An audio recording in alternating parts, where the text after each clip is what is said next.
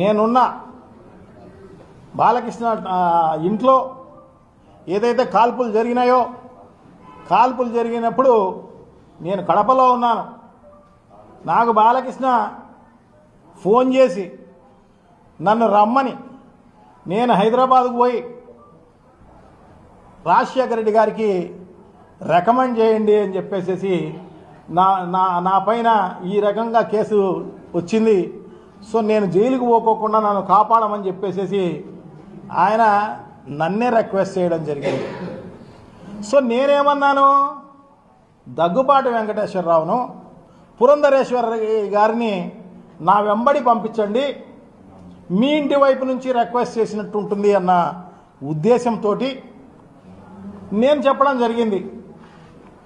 So వాళ్ళు రాలే, మళ్ళా రాలే వాళ్ళు. ఇదే కాదు, నారా చంద్రబాబు నాయుడు గారు అయితే మరుసటి రోజు వచ్చినాడు, 3-4 రోజుల తర్వాత ఈ బాలకృష్ణ చూడనీకి.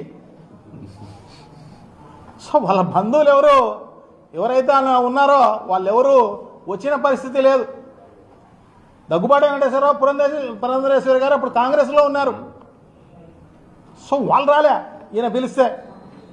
సో నేనే పోయి రాజశేఖర రెడ్డి గారికి రిక్వెస్ట్ చేయడం జరిగింది. ఎన్టీ రామారావు గారి కొడుకులండి, ఏదో ఆయనకు మెంటల్ వచ్చింది, సర్టిఫికెట్ కూడా ఇచ్చినారు, డాక్టర్ చూపించినాడు నాకు.